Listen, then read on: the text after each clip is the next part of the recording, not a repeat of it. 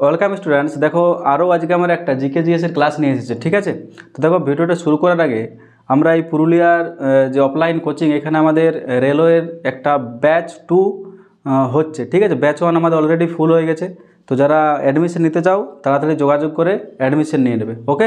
আরেকটা আমাদের super combined যে ব্যাচগুলো আছে, সেই সুপার কম্বাইন্ডের নতুন ব্যাচ আমরা স্টার্ট করতে চলেছি। তার ডেমো ক্লাস এই 2-1 দিনের মধ্যেই আছে। তো যদি কেউ ভর্তি হতে ইচ্ছুক থাকো তাহলে অবশ্যই আমাদের সাথে যোগাযোগ করবে, ঠিক আছে। চলো আমরা ভিডিওটা শুরু করি। দেখো আমাদের প্রথম কোয়েশ্চেন হচ্ছে, বায়ুমণ্ডলের কোন স্তরে বেতার তরঙ্গ প্রতিফলিত করে। তাহলে দেখবে আমাদের এই যে বায়ুমণ্ডল আছে, এই বায়ুমণ্ডলের আমরা অনেকগুলো আমরা স্তর দেখতে পাই, ঠিক আছে। যেমন ট্রপোস্ফিয়ার, স্ট্রাটোস্ফিয়ার, মেসোস্ফিয়ার, আয়োনোস্ফিয়ার। তো দেখো সেরকমই আমাদের বেতার তরঙ্গ, ঠিক আছে। বেতার তরঙ্গ, ঠিক আছে। বেতার তরঙ্গ আমাদের প্রতিফলিত হয়ে পৃথিবীতে আবার কোথার থেকে ফিরে আসে বলো? তো বেতার তরঙ্গ আমাদের প্রতিফলিত হয়ে কোথায় বলো? আয়নোস্ফিয়ারে, ঠিক আছে। আয়নোস্ফিয়ার থেকে আমাদের বেতার তরঙ্গ প্রতিফলিত হয়ে আবার পৃথিবীতে ফিরে আসে, ঠিক আছে। চলো পরের question. Central arid zone research institute কোথায় অবস্থিত? তাহলে দেখো central arid zone research institute, arid zone, arid means কি? এরিড মানে হচ্ছে মরু অঞ্চল, ঠিক আছে। তাহলে দেখো আমাদের ভারতবর্ষের মরুভূমি কোথায় আছে? মরুভূমি বেসিক্যালি আমরা ভারতে দেখতে পাই কি বলো? থর মরুভূমি, যেটা আমাদের আছে কোথায় বলো? রাজস্থান, ঠিক আছে, রাজস্থান। অ্যাকচুয়ালি দেখো আমাদের ভারতে আমরা দুটো মরুভূমি দেখতে পাই। এই যে থর মরুভূমি যেটা আমাদের রাজস্থানে আছে, এটা আমাদের কী রকমের মরুভূমি? এটা হচ্ছে আমাদের উষ্ণ মরুভূমি, ঠিক আছে। সেরকমই আমাদের ভারতে একটা শীতল মরুভূমি আছে, যেটাকে আমরা কী বলছি বলো? লাদাখ। এই লাদাখও আমাদের একটা মরুভূমি, যেটা কিন্তু আমাদের শীতল মরুভূমি, শীতল। তাহলে মনে রাখবে আমাদের শুধু আমাদের যে থর মরুভূমি আছে তা নয়, আমরা একটা শীতল মরুভূমিও দেখতে পাই, যার নাম হচ্ছে কি বলো? লাদাখ, ঠিক আছে। তাহলে দেখো central arid zone research institute আমাদের অবস্থিত কোথায় বলো? যোধপুর। কোথায় আছে বলো? যোধপুর, ওকে। চলো দেখবে আমাদের আরও আমাদের অনেক রিসার্চ ইনস্টিটিউট আছে। যেমন ধরলো আমাদের বনভূমি, ঠিক আছে, ফরেস্ট রিসার্চ, বনভূমি বা আমাদের ফরেস্ট রিসার্চ ইনস্টিটিউট কোথায় আছে বলো? এটা আমরা দেখতে পাই দেহরাদুন, ঠিক আছে, দেহরাদুন। এরকম আমাদের ধান গবেষণাগার, গম গবেষণাগার, অনেকগুলো আমাদের গবেষণাগার আছে। তো এই যে গবেষণাগার থেকেও দেখো আমাদের কোয়েশ্চেন আসে, তাহলে প্রতিটা গবেষণাগার সম্পর্কে আমাদেরকে জেনে রাখতে হবে, ঠিক আছে। তাহলে বনভূমি দেখো হয়ে গেলো দেহরাদুন। আমাদের ধান গবেষণাগার কোথায় আছে বলো? ধান আছে আমাদের কটক, আমাদের উড়িষ্যার একটা শহর হচ্ছে কটক। সেরকম আমাদের গম গবেষণাগার দেখতে পাই আমরা পুসাটা আছে কোথায়? আমাদের দিল্লিতে আছে, ঠিক আছে। সেরকম আমাদের কার্পাস যে আমাদের আছে, কার্পাস হচ্ছে আমাদের নাগপুর, ঠিক আছে। তো এই সমস্ত যে আমাদের রিসার্চ ইনস্টিটিউটগুলো আছে সেগুলো আমাদেরকে মনে রাখতে হবে, ঠিক আছে। চলো পরের কোয়েশ্চেন। জিএসএলভির পুরো নাম কি? জিএসএলভি দেখবে আমাদের ভারতবর্ষের যে মহাকাশ গবেষণা সংস্থা, তার নাম কি বলো? ইসরো। কি নাম? ইসরো, ঠিক আছে। ISRO, Indian Space Research Organisation. এই ইসরো আমাদের কখন প্রতিষ্ঠিত ছিল বলো? 1969 সালে। 1969 সালে আমাদের ইসরো প্রতিষ্ঠিত হয়। তো দেখবে ইসরো আমাদের যে বিভিন্ন রকমের রকেট লঞ্চ করে, তো আমাদের ভারতবর্ষে দু রকমের আমাদের রকেট লঞ্চার প্যাড আছে। একটাকে আমরা কি বলি? জিএসএলভি বলি, একটাকে আমরা বলি পিএসএলভি, ঠিক আছে। জিএসএলভির ফুল ফর্ম কি দেখো? জিএসএলভির ফুল ফর্ম হচ্ছে Jio synchronous satellite launch vehicle, ঠিক আছে। তাহলে আমাদের অপশান যে এ আছে সেটা কারেক্ট হয়ে যাবে, ঠিক আছে। এবার দেখো পিএসএলভি, এগুলোর থেকে আমাদের ফুল ফর্মও জিজ্ঞেস করবে হয়তো, যে পিএসএলভির ফুল ফর্ম কী বা জিএসএলভির ফুল ফর্ম কী। তো পিএসএলভির ফুল ফর্ম কী দেখো? পিএসএলভির ফুল ফর্ম হচ্ছে, পি ফর হচ্ছে পোলার স্যাটেলাইট, এল ফর হচ্ছে launch vehicle, polar satellite launch vehicle, PSLV, okay, ঠিক আছে। চলো পরের কোয়েশ্চেন। সংসদের যৌথ অধিবেশনের সভাপতিত্ব করেন কে? দেখো যৌথ অধিবেশন বা আমরা বলতে পারি জয়েন্ট সেশন, আমাদের এই যে লোকসভা এবং রাজ্যসভা, ঠিক আছে, লোকসভা এবং রাজ্যসভা, যেটাকে আমরা কেন্দ্রীয় আইনসভা বলে থাকি। তো যৌথ অধিবেশন কী জিনিস? যৌথ অধিবেশন মানে হচ্ছে যখন আমাদের এই লোকসভা এবং রাজ্যসভার যারা সদস্য থাকবে, তারা যখন একসাথে একটা কক্ষে কোনো বিষয়বস্তু আলোচনা করবে, তখনই সেটাকে আমরা কী বলবো, যৌথ অধিবেশন আমরা বলবো। ঠিক আছে, তাহলে কোয়েশ্চেনটা আমাদের কী বলে, যে যৌথ অধিবেশনের সভাপতিত্ব করেন কে? তো সভাপতিত্ব কে করবেন? সভাপতিত্ব করবেন আমাদের যিনি লোকসভার স্পিকার থাকবেন, তিনি আমাদের যৌথ অধিবেশনে সভাপতিত্ব করে থাকে। ঠিক আছে, আর যৌথ অধিবেশন যদি বলে ডাকেন কে মানে আহ্বান করেন কে? যৌথ অধিবেশন ডাকেন আমাদের কে বলো, রাষ্ট্রপতি। ঠিক আছে, আমাদের প্রেসিডেন্ট যিনি থাকবে তিনি আমাদের যৌথ অধিবেশন ডাকবেন। ঠিক আছে, আর ওই যৌথ অধিবেশনে আমাদের সভাপতিত্ব কে করবেন? ধরুন আমাদের লোকসভার যিনি স্পিকার থাকবে তিনি যৌথ অধিবেশনে সভাপতিত্ব করবেন। এবং এই যৌথ অধিবেশন সম্পর্কে আমাদের সংবিধানের কোথায় লেখা আছে বলো? আমাদের 108 নম্বর যে ধারা আছে, ধারা 108 বা আর্টিকেল 108, ওইখানে আমাদের যৌথ অধিবেশন সম্পর্কে আমাদের লেখা আছে। ওকে, এবং যৌথ অধিবেশনের যে কনসেপ্ট, এটা আমরা নিয়েছি কোন দেশ থেকে?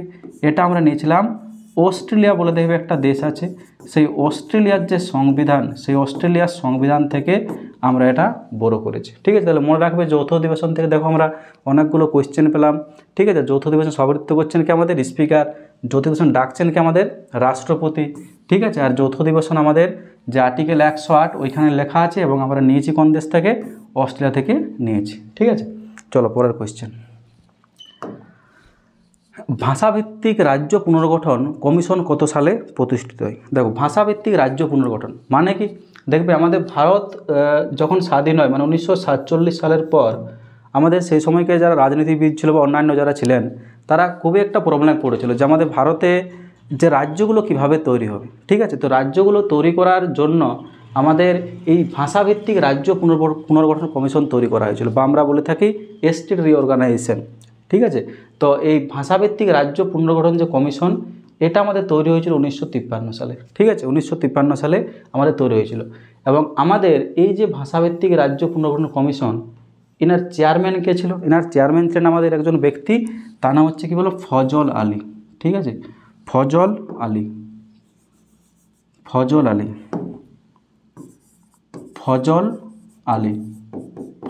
ঠিক আছে, তার জন্য আমাদের এই ভাষাভিত্তিক রাজ্য পুনর্গঠন কমিশনটাকে আমরা এই ফজল আলী কমিশনও আমরা বলতে পারি। ঠিক আছে, তো আমাদের এই 1953 সালে কমিশনটা গঠিত হয়, এবং 1956 সালে আমাদের এই কমিশন তার রিপোর্ট পেশ করে, এবং আমাদের এই ভাষাভিত্তিক রাজ্য পুনর্গঠন যে অ্যাক্ট, সেটা আমাদের পাস হয়। তাহলে যদি বলে আমাদের ভাষাভিত্তিক রাজ্য পুনর্গঠন আইন কত সালে তৈরি হয়েছিল, তখন আমরা লিখব 1956 সালে। ঠিক আছে, আর যদি বলে কত সালে তৈরি করা হয়েছিল, তখন আমাদেরকে বলতে হবে 1953 সালে।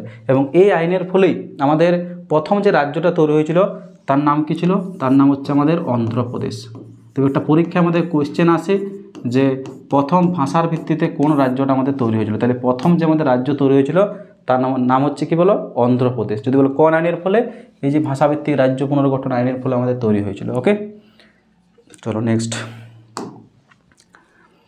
কারওয়া মৃত্তিকা কোথায় দেখা যায়? দেখো, কারওয়া মৃত্তিকা আমাদের খুবই একটা ইউনিক সোয়েল বা মৃত্তিকা। ঠিক আছে, কারওয়া মৃত্তিকা বেসিক্যালি আমাদের এই জম্মু কাশ্মীর যে আছে, ঠিক আছে, জম্মু কাশ্মীরে আমরা দেখতে পাই। জম্মু কাশ্মীরের কোথায়? যে আমাদের কাশ্মীর ভ্যালি আছে, জম্মু কাশ্মীরের যে কাশ্মীর ভ্যালি, ঠিক আছে, বা কাশ্মীর উপত্যকা, সেই কাশ্মীর উপত্যকা আমরা কারওয়া মৃত্তিকা দেখতে পাই।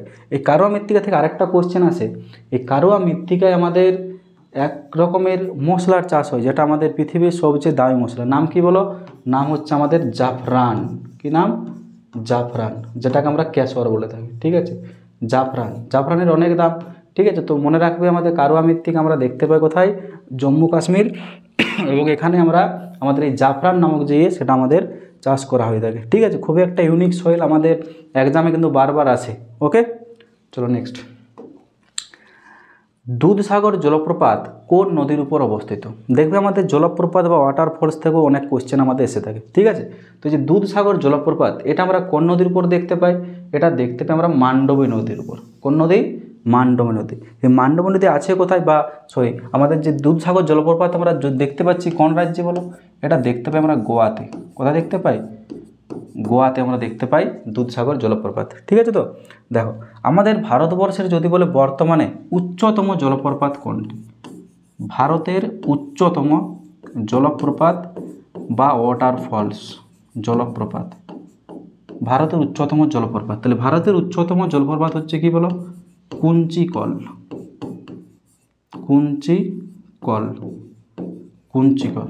ঠিক আছে, এই কুঞ্চিকল জলপ্রপাতটা আবার কোন নদীর উপর আছে? এই কুঞ্চিকল জলপ্রপাতটা আমরা দেখতে পাই ভারাহি নদীর উপর, ভারাহি। ঠিক আছে, ভারাহি নদীর উপর আমরা এই কুঞ্চিকল জলপ্রপাতটা আমরা দেখতে পাই। দেখবে আমাদের আগের যে সমস্ত বইগুলো আছে সেখানে আমরা কি দেখতে পাই যে ভারতের উচ্চতম জলপ্রপাত কি বলো, যোগ লেখা থাকে, যোগ। ঠিক আছে, যোগ, বাট যোগ অ্যান্সার বর্তমানে আমাদের হবে না। যোগের থেকেও আমাদের উচ্চতম কোনটা ওঠে বলো, কুঞ্চিকল, যেটা ভারাই নদীর উপর আছে। তো যোগটা মনে রাখবে। যোগ যে জলপ্রপাতটা আমাদের আছে, যোগ বা আমরা জারসেপ্পো বলে থাকি, এই যোগ জলপ্রপাত আছে আমাদের কোথায় বলো, সারাবতী। ঠিক আছে, সারাবতী নদীর উপর, সারাবতী নদীর উপর আমরা যোগ জলপ্রপাত আমরা দেখতে পাই। ঠিক আছে, তাহলে মনে রাখবে আমাদের যে দুধসাগর জলপ্রপাত আমাদের মান্ডবী নদীর উপর আছে। যদি বলে কোন রাজ্য, গোয়াতে আছে। আমাদের উচ্চতম জলপ্রপাত হচ্ছে কুঞ্চিকল, যেটা ভারাই নদীর উপর আছে। আর যোগ জলপ্রপাত আমরা দেখতে পাই কোথায় বলো, সারাবতী নদীতে, কর্ণাটকে আমরা এগুলো দেখতে পাচ্ছি। ঠিক আছে, চলো পরের কোয়েশ্চেন। কলিঙ্গ পুরস্কার কোন সংস্থা দ্বারা প্রদান করা হয়? কলিঙ্গ পুরস্কার, দেখো কলিঙ্গ পুরস্কার বেসিক্যালি আমাদের দেওয়া হয় কোথায় বলো, সায়েন্স বা যে আমাদের বিজ্ঞান, সেই বিজ্ঞানের ইয়েতে আমাদের কলিঙ্গ পুরস্কার দেওয়া হয়। তো কোন সংস্থা দিয়ে থাকে কলিঙ্গ পুরস্কার? কলিঙ্গ পুরস্কার আমাদের দিয়ে থাকে বলো কি, ইউনেস্কো, ইউনেস্কো। ঠিক আছে, UNESCO, United Nations Educational Scientific Cultural Organization, UNESCO দিয়ে থাকে আমাদের কলিঙ্গ পুরস্কার, বিজ্ঞানের ক্ষেত্রে আমাদের দিয়ে থাকে। ঠিক আছে, তো ইউনেস্কোর দেখবে আমাদের হেডকোয়ার্টার আছে। হেডকোয়ার্টার কোথায় আমাদের আছে ইউনেস্কোর? ইউনেস্কোর হেডকোয়ার্টার হচ্ছে আমাদের প্যারিস। কোথায়? প্যারিস। আমাদের ফ্রান্সের রাজধানী প্যারিসে আমাদের ইউনেস্কোর হেডকোয়ার্টার অবস্থিত। খুবই ইম্পর্ট্যান্ট, পরীক্ষাতে আসে। সেরকম দেখো আমাদের ইউনিসেফ, ইউনিসেফের ফুল ফর্ম কি? দেখো United Nations international children fund emergency funds, United Nations international children emergency fund. এর হেডকোয়ার্টার আমরা কোথায় দেখতে পাই? এর হেডকোয়ার্টার আমরা দেখতে পাই কোথায়? আমেরিকা যুক্তরাষ্ট্রের নিউ ইয়র্ক শহরে, নিউ ইয়র্ক। খুবই ইম্পর্ট্যান্ট, পরীক্ষাতে বারবার আমাদের যে ইন্টারন্যাশনাল অর্গানাইজেশনগুলো আছে সেই তাদের হেডকোয়ার্টার আমাদের জিজ্ঞেস করে। নেক্সট দেখো আমাদের ইউএনআইডিও, ইউএনআইডিওর full form United Nations Industrial Development Organisation. এর হেডকোয়ার্টার কোথায় আমাদের আছে? এর হেডকোয়ার্টার আমরা দেখতে পাই ভিয়েনা। কোথায় দেখতে পাই আমরা? ভিয়েনাতে দেখতে পাই আমরা ইউএনআইডিও এর হেডকোয়ার্টার। ঠিক আছে, নেক্সট দেখো আমাদের আছে ডাব্লিউইএফ। ডাব্লিউইএফ হচ্ছে কি, ওয়ার্ল্ড ইকোনমিক ফোরাম। এর হেডকোয়ার্টার কোথায় দেখতে পাই? এর হেডকোয়ার্টার আছে আমাদের কোলোনি, কোলোনি আমরা অ্যাকচুয়ালি উচ্চারণ করি কোলোনি, যেটা আমাদের সুইজারল্যান্ডে আমরা দেখতে পাই, সুইজারল্যান্ডে কোলোনি। ঠিক আছে, তাহলে মনে রাখবে আমাদের এই যে চারটা সংস্থা, চারটা আমাদের আন্তর্জাতিক সংস্থা বটে, এবং এগুলোর হেডকোয়ার্টার মনে রাখবে। ঠিক আছে, ডাব্লিউইএফ এর হেডকোয়ার্টার হচ্ছে কোলোনি, সুইজারল্যান্ড। ইউএনআইডিওর হচ্ছে ভিয়েনা, ইউনেস্কো হচ্ছে প্যারিস, আর ইউনিসেফের হচ্ছে নিউ ইয়র্ক। আর এই যে কলিঙ্গ পুরস্কার, এটা আমাদের বিজ্ঞান ক্ষেত্রে দেওয়া হচ্ছে, আর দিয়ে থাকে কোন সংস্থা বলো, ইউনেস্কো আমাদের দিয়ে থাকে। ওকে, থোরিয়াম কোন রাজ্যে পাওয়া যায়? থোরিয়াম, দেখো থোরিয়াম কি জিনিস? থোরিয়াম হচ্ছে আমাদের একটা তেজস্ক্রিয় মৌল। যেমন থোরিয়াম আছে, ইউরেনিয়াম আছে, প্লুটোনিয়াম, এইগুলোকে আমরা তেজস্ক্রিয় মৌল বলে থাকি। তো থোরিয়াম দেখবে খুবই একটা ইম্পর্ট্যান্ট, খুবই ইম্পর্ট্যান্ট। কেন ইম্পর্ট্যান্ট? কারণ এই থোরিয়াম, ইউরেনিয়াম এগুলো আমাদের কিসে কাজে লাগে? এগুলো আমাদের পারমাণবিক বিদ্যুৎ তৈরিতে কাজে লাগে। পারমাণবিক, পারমাণবিক। ঠিক আছে, পারমাণবিক বিদ্যুৎ তৈরিতে আমাদের কাজে লাগে থোরিয়াম, ইউরেনিয়াম। তো থোরিয়াম আমাদের ভারতবর্ষের কোথায় পাওয়া যায়? থোরিয়াম বেসিক্যালি আমরা পেয়ে থাকি কোথায় বলো, কেরলে পেয়ে থাকি। কেরালা যে আমাদের রাজ্য আছে সেইখানে আমরা থোরিয়াম পেয়ে থাকি। ঠিক আছে, তাহলে মনে রাখবে এই কি মানে কেন পড়ে এই কোয়েশ্চেনগুলো আমাদের? কারণ রেয়ার এলিমেন্ট। ঠিক আছে, রেয়ার, এগুলো মানে বেশি জায়গায় আমরা পাবো না। যেমন কয়লা, আকরিকগুলো, এগুলো ভারতের বিভিন্ন জায়গায় পাওয়া যায়, কিন্তু থোরিয়াম, ইউরেনিয়াম এগুলো আমাদের দু একটা জায়গায় আমরা পেয়ে থাকি, তার জন্যই পরীক্ষাতে আমাদের দিয়ে থাকে। তো সেরকম দেখবে আমাদের ইউরেনিয়াম আছে, ইউরেনিয়াম এটাও খুবই ইম্পর্ট্যান্ট। ইউরেনিয়াম এগুলো পারমাণবিক বিদ্যুতে এবং যে আমাদের পারমাণবিক বোমা আছে সেইগুলো তৈরি করতে আমাদের কাজে লাগে। তো ইউরেনিয়াম আমরা কোথায় পাই বলো? ইউরেনিয়াম পাই আমরা যদুগড়াতে। কোথায় পাই? যদুগড়া, যেটা আমাদের ঝাড়খণ্ড রাজ্যে আছে, যেটাকে আমরা ইউরেনিয়াম সিটি অফ ইন্ডিয়াও আমরা বলতে পারি। ঠিক আছে, আর ইউরেনিয়াম শোধন আমাদের কোথায়? ইউরেনিয়াম শোধন আমাদের হয় হায়দ্রাবাদ, হায়দ্রাবাদ। ঠিক আছে, এটাও কোশ্চেন আছে, মানে ইউরেনিয়াম আমরা মাটির তল থেকে নিয়ে আসছি কোথায়? যদুগড়া থেকে। ঠিক আছে, আর ওটা আবার শোধন করতে আমাদের পাঠানো হয় কোথায় বলো? হায়দ্রাবাদে পাঠানো হয়। ঠিক আছে, হায়দ্রাবাদ। ওকে, চলো পরের কোশ্চেন। ভারতীয় সংবিধানের 35 ধারা কোন রাজ্যের সাথে সম্পর্কযুক্ত? দেখো 35 আমাদের যে ধারাটা আছে, ঠিক আছে, সেই 35 ধারাটা আমাদের জম্মু কাশ্মীর রাজ্যের সাথে সম্পর্কিত। দেখো আমাদের জম্মু কাশ্মীর যে আছে, এই জম্মু কাশ্মীর রাজ্যের সাথে আমাদের সংবিধানের আরেকটা আর্টিকেলও সম্পর্কিত আছে, সেটা কি বলো? আর্টিকেল 370। ঠিক আছে, তো এই 35 এবং 370 এই দুটো ধারায় বর্তমানে কি হয়েছে বলো? এই দুটো ধারায় কিন্তু বর্তমানে আমাদের বাতিল হয়ে গেছে। দুটো ধারায় বর্তমানে বাতিল। কখন বাতিল হয়েছে? আমাদের 2019 সালে। 2019 পরীক্ষায় আমাদের আসে যে আমাদের জম্মু কাশ্মীরের সাথে যে আমাদের 370 নম্বর আর্টিকেলটা ছিল, সেটা আমাদের কত সালে বাতিল করা হয়েছিল? 2019 সালে আমাদের বাতিল করা হয়েছিল। ওকে, চলো পরেরটা। কোরিওলিস বল কোথায় সর্বোচ্চ? কোরিওলিস বল আমাদের সর্বোচ্চ আমরা দেখতে পাই কোথায় বলো? উত্তর এবং দক্ষিণ মেরুতে। দেখবে আমরা পড়েছি ভূগোলে যে আমাদের এই যে এটা সূত্র ছিল ফেরেলের সূত্র, এটা আমাদের কি? নিরক্ষরেখা। ঠিক আছে, এটা হচ্ছে আমাদের নিরক্ষরেখা। তো দেখবে ফেরেলের সূত্রে আমরা কি পড়েছি যে আমাদের পৃথিবীর যে কোরিওলিস বল আছে, সেই কোরিওলিস বলের ভাবে কী হয় বলো? বায়ু আমাদের উত্তর গোলার্ধে, মানে এটা হচ্ছে আমাদের উত্তর, এটা হচ্ছে আমাদের দক্ষিণ। উত্তর গোলার্ধে যখন প্রবাহিত হয় তখন আমাদের ডান দিকে বেঁকে প্রবাহিত হবে, একটু ডান দিকে বেঁকে প্রবাহিত হয়, এবং দক্ষিণ গোলার্ধে কোন দিকে বেঁকে প্রবাহিত হয়? বাম দিকে বেঁকে প্রবাহিত হয়। তো এই যে ডান দিকে এবং বাম দিকে বাঁকছে, এটা কোন শক্তির প্রভাবে বাঁকছে? কোরিওলিস বলের প্রভাবে। ঠিক আছে, তো কোরিওলিস বল আমরা সর্বাধিক দেখতে পাই কোথায় বলো? উত্তর এবং দক্ষিণ মেরুতে। এবং যদি বলে সর্বনিম্ন কোথায় দেখতে পাই? সবচেয়ে কম, তো সবচেয়ে কম দেখতে পাই কোথায় বলো? বিষুবরেখায়। এখানে আমাদের কম দেখতে পাই আর এখানে আমাদের বেশি। ঠিক আছে, কোরিওলিস বল। ঠিক আছে, চলো পরের কোশ্চেন। ভারী জল হলো ভারী জলের সংকেত কি বলো? ভারী জল আমরা কাকে বলে থাকি? D2O। ঠিক আছে, D2O বা ডিউটেরিয়াম অক্সাইড আমরা এটাকে বলে থাকি। তো ভারী জলের সংকেত মনে রাখবে D2O, খুবই ইম্পর্ট্যান্ট। দেখবে এই অপশানটা যা আছে এখান থেকে দেখবে একটা কোশ্চেন আমাদের আসে যে আমাদের কত ডিগ্রি সেলসিয়াস তাপমাত্রায় জলের ঘনত্ব সর্বাধিক থাকে। তাহলে আমাদের এই যে 4 ডিগ্রি যে সেলসিয়াস আমাদের উষ্ণতায় আমাদের কী বলো? জলের ঘনত্ব আমাদের সর্বাধিক থাকবে। ঠিক আছে, আমাদের ডেনসিটি, আমাদের ওয়াটারের ডেনসিটি কী থাকে? সবচেয়ে আমাদের বেশি থাকে। ঠিক আছে, 4 ডিগ্রি সেলসিয়াস উষ্ণতায়। ঠিক আছে, আর ভারী জলের সংকেত হচ্ছে কী বলো? D2O বা যেটাকে আমরা বলে থাকি ডিউটেরিয়াম অক্সাইড। ঠিক আছে, ডিউটেরিয়াম অক্সাইড।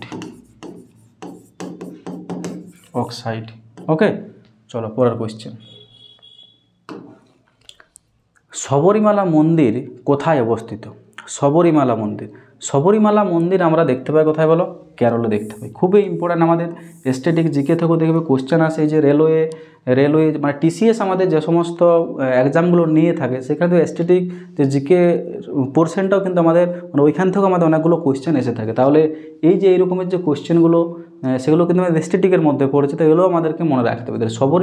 শবরীমালা মন্দির খুবই একটা ফেমাস আমাদের মন্দির ভারতবর্ষের, যেটা আমরা দেখতে পাচ্ছি কোথায় বলো? কেরল রাজ্যে আমরা দেখতে পাচ্ছি। দেখবে আমাদের মাঝে মধ্যেই এই মন্দিরটা নিউজে থাকে, অনেক রকমের কন্ট্রোভার্সি এখানে আমরা দেখতে পাই। ঠিক আছে, চলো পরেরটা। তাওয়াং মঠ কোথায় অবস্থিত?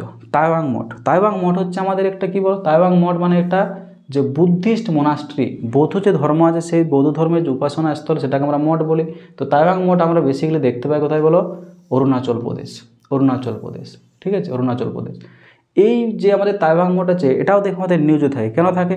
কারণ আমাদের তাওয়াং মঠটা আমাদের অরুণাচল প্রদেশ এবং যে চীন আছে সেই চীনের একদম বর্ডারে আছে। ঠিক আছে, তো আমাদের জানোই তোমরা যে আমাদের চীন অনেক দিন থেকেই দাবি করে আসছে যে অরুণাচল প্রদেশ চায়নার মধ্যে পড়ছে। তো তাওয়াং মঠটা নিয়েও ওদের অনেক মানে আমাদের যে বর্ডার ডিসপিউট সেটা আছে, বিশেষ করে চীনের তরফ থেকে আছে। আমরা ভারতীয় বা ভারতের যে সরকার তারা কখনও মানেনি যে আমাদের অরুণাচল চায়নার পার্ট বা তাওয়াং চায়নার পার্ট, এগুলো আমরা মানি না। ঠিক আছে, চলো পরের কোশ্চেন। তাহলে মনে রাখবে তাওয়াং মঠ হচ্ছে আমাদের অরুণাচল প্রদেশ। ভারতের জাতীয় কংগ্রেসের প্রথম ভারতীয় মহিলা সভাপতি। ঠিক আছে, আমাদের যে জাতীয় কংগ্রেস আছে INC, ইন্ডিয়ান ন্যাশনাল কংগ্রেসের প্রথম ভারতীয়, দেখো এখানে একটু ধ্যান দাও, প্রথম ভারতীয় মহিলা সভাপতি। প্রথম ভারতীয় যদি বলে তাহলে আমাদের অ্যান্সার কী হয়ে যায় বলো? সরোজিনী নাইডু হয়ে যায়। ঠিক আছে, প্রথম ভারতীয় সভাপতি কে ছিলেন? মানে ভারতীয় মহিলা সভাপতি ছিলেন সরোজিনী নাইডু। আর ধরে নাও যদি আমাদের কোশ্চেনটাই এই ভারতীয়টা যদি উল্লেখ না থাকতো তাহলে আমাদের অ্যান্সার কী যেত, জাতীয় কংগ্রেসের প্রথম মহিলা সভাপতি, তখন কিন্তু আমাদের অ্যান্সার হয়ে যেত অ্যানি বেসান্ত। কী যেত, অ্যানি বেসান্ত। যদি ভারতীয় মহিলা জিজ্ঞেস করে তখন হবে আমাদের সরোজিনী নাইডু, আর যদি শুধু বলে যে আমাদের ভারতের মানে জাতীয় কংগ্রেসের প্রথম মহিলা সভাপতি কে ছিলেন, তখন কিন্তু আমাদের হয়ে যাবে অ্যানি বেসান্ত। ঠিক আছে, চলো বাকি যে দুটো অপশান আছে সেগুলো সম্পর্কে আমরা জানছি। বিজয়লক্ষ্মী পণ্ডিত, ঠিক আছে, বিজয়লক্ষ্মী পণ্ডিত কে ছিলেন? বিজয়লক্ষ্মী পণ্ডিত থেকে আমাদের কোয়েশ্চেন আসে, আমাদের যে ইউনাইটেড নেশনস আছে সেই ইউনাইটেড নেশনসে আমাদের ভারত থেকে প্রথম মানে ইউনাইটেড নেশনসের প্রথম মহিলা সভাপতি ছিলেন, আমাদের ভারত থেকে গিয়েছিলেন প্রথম মহিলা সভাপতি। ঠিক আছে, প্রথম মহিলা সভাপতি মনে রাখবে, ইউনাইটেড নেশনসে আমাদের প্রথম মহিলা সভাপতি ইনি ভারতের হয়ে অংশগ্রহণ করেছিলেন, তার নাম হচ্ছে বিজয়লক্ষ্মী পণ্ডিত। ওকে, আর রাজকুমারী অমৃতা কর দেখবে আমাদের যে গণপরিষদ ছিল, গণপরিষদ আমাদের কখন গঠন হয়েছিল? 1946 সালে। এই গণপরিষদে আমাদের টোটাল মহিলা মেম্বার কতজন ছিল? 15 জন ছিল। ঠিক আছে, এবং সেই 15 জনের মধ্যে আমাদের একজন হচ্ছে কে বলো? রাজকুমারী অমৃতা কৌর। এখান থেকে কোশ্চেন আসে যে আমাদের গণপরিষদে টোটাল মহিলা সদস্য কতজন ছিল? তাহলে আমাদের গণপরিষদের টোটাল মহিলা সদস্য ছিল কতজন বলো? 15 জন। আর টোটাল সদস্য ছিল মানে মহিলা পুরুষ মিলিয়ে 389টা। ওকে, চলো নেক্সট কোয়েশ্চেন। বারদৌলি সত্যাগ্রহের নেতা কে ছিলেন? বারদৌলি সত্যাগ্রহের নেতা কে ছিল বলো? দেখো, সর্দার বল্লভভাই পেটেল। ঠিক আছে, সর্দার বল্লভভাই পেটেল। একে দেখবে আমরা কী বলে থাকি বলো? ফাদার অফ মানে ব্রিটিশরা বলতো আর কি, ফাদার অফ ইন্ডিয়ান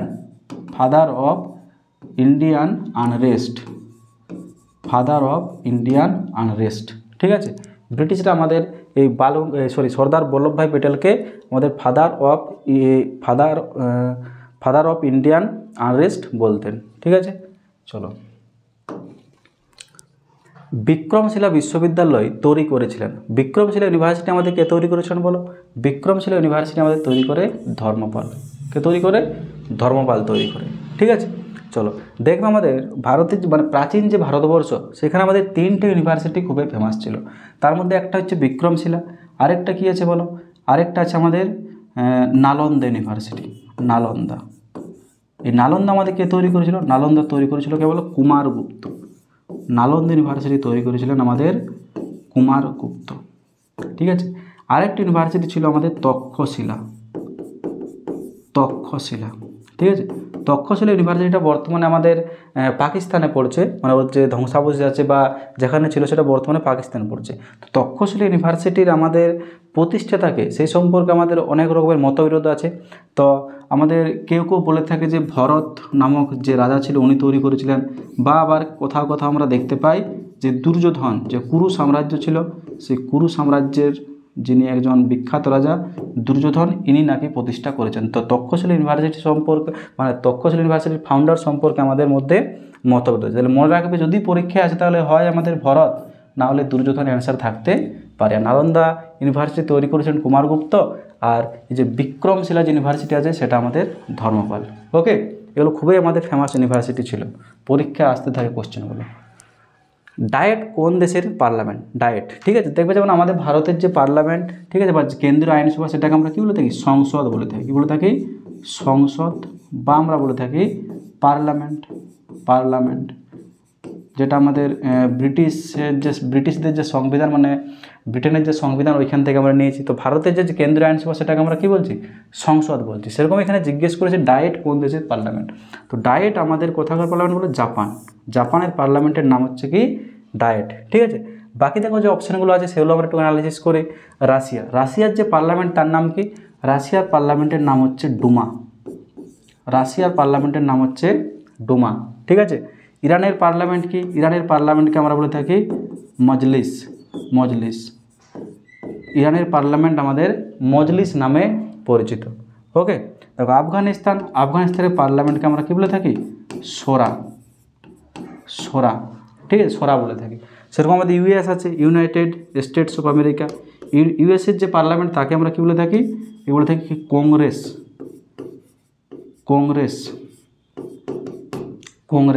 ঠিক আছে, চলো পরের কোয়েশ্চেন। শব্দের গতিবেগ কোন মাধ্যমে বেশি? তো শব্দের গতিবেগ আমাদের সবচেয়ে বেশি কোথায় বলো, কঠিন মাধ্যমে আমাদের শব্দের গতিবেগ সবচেয়ে বেশি হয়, ঠিক আছে। আর এই যে শূন্য মাধ্যমে শব্দের গতিবেগ কি, শূন্য মাধ্যমে আমাদের শব্দ চলাচল করতে পারে না, মানে শূন্য মাধ্যমে আমাদের শব্দ চলাচল করতে পারে না, ঠিক আছে। মানে শূন্য মাধ্যমে শব্দের গতিবেগ জিরো হয়ে যাবে, জিরো, ঠিক আছে, পারে না। এরকমই আমাদের সাধারণ বায়ুমণ্ডলীয় সাধারণ উষ্ণতায় আমাদের শব্দের গতিবেগ আমরা কত ধরি বলো, 300 ওকে দাঁড়াও, সাধারণ বায়ুমণ্ডলীয় উষ্ণতায় আমাদের শব্দের গতিবেগ 331 মিটার পার সেকেন্ড, ঠিক আছে। দেখো অপশান আমাদের 331ও থাকতে পারে, বা আমাদের কোনো কোনো জায়গায় 332ও থাকতে পারে, তো দুটোই ঠিক, ঠিক আছে। শব্দের গতিবেগ আমাদের 331 মিটার পার সেকেন্ড, বা যদি অপশান থাকে 332 সেটাও ঠিক, ঠিক আছে। চলো তাহলে মনে রাখবে শব্দের গতিবেগ সবচেয়ে বেশি হচ্ছে আমাদের কঠিন মাধ্যমে, আর শূন্য মাধ্যমে শব্দের গতিবেগ 0, ঠিক আছে।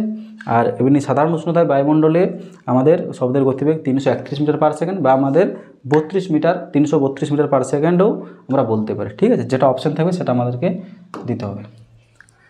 কোনটি পাললিক শিলা, দেখো আমাদের পাললিক শিলা বলেছে এখানে, তো আমাদের অপশান মার্বেল, স্লেট, কোয়ারজাইট এবং কয়লা আছে, ঠিক আছে। তো দেখো আমাদের মার্বেল, স্লেট এবং কোয়ারজাইট এই তিনটাই আমাদের কী বলে বলো, এগুলো হচ্ছে সব আমাদের রূপান্তরিত শিলা, এগুলো সব আমাদের রূপান্তরিত শিলা বা মেটামরফিক রক, ঠিক আছে। তো আমাদের পাললিক শিলা আমাদের কোনটা, কয়লা, ঠিক আছে। কয়লা শিলা আমাদের 3 রকমের হয়, আগ্নেয় শিলা, রূপান্তরিত শিলা এবং পাললিক শিলা। তো কয়লা মনে রাখবে আমাদের কি, পাললিক শিলা, ঠিক আছে। কয়লা, ভারতবর্ষে আমাদের প্রচুর পরিমাণে কয়লা পাওয়া যায়। কয়লা, প্রথম কয়লা খনি তোমাদের পরীক্ষায় এসে থাকে যে প্রথম কয়লা খনি বা ভারতের প্রথম কোথায় কয়লা আবিষ্কার হয়, তাহলে প্রথম কয়লা খনি হচ্ছে আমাদের রানীগঞ্জ, যেটা আমাদের ওয়েস্ট বেঙ্গলে অবস্থিত, রানীগঞ্জ, ঠিক আছে। আর বর্তমানে আমাদের সবচেয়ে বৃহত্তম যে কয়লা খনি সেটা হচ্ছে আমাদের ঝরিয়া, ঝাড়খণ্ডে যে ঝরিয়া আছে সেটা বর্তমানে আমাদের ভারতের বিখ্যাত কয়লা খনি, ঠিক আছে। দেখো আমাদের এই কোশ্চেনগুলো আজকে ছিল, ঠিক আছে। তাহলে যেটা বললাম তোমাদেরকে প্রথমে, আমরা রিসেন্টলি একটা রেলওয়ের ব্যাচ 2 বিশেষ করে গ্রুপ ডি এবং এনটিপিসির জন্য লঞ্চ করতে চলেছি। এই ব্যাচ 1 আমাদের অলরেডি ফুল হয়ে গেছে, তাহলে যদি কেউ অ্যাডমিশন নিতে চাও তাহলে আমাদের এই যে ফোন নাম্বার দেওয়া আছে দেখবে, এই যে কোচিংয়ের আমাদের ফোন নাম্বার, এই ফোন নাম্বারে তোমরা যোগাযোগ করতে পারো, ঠিক আছে।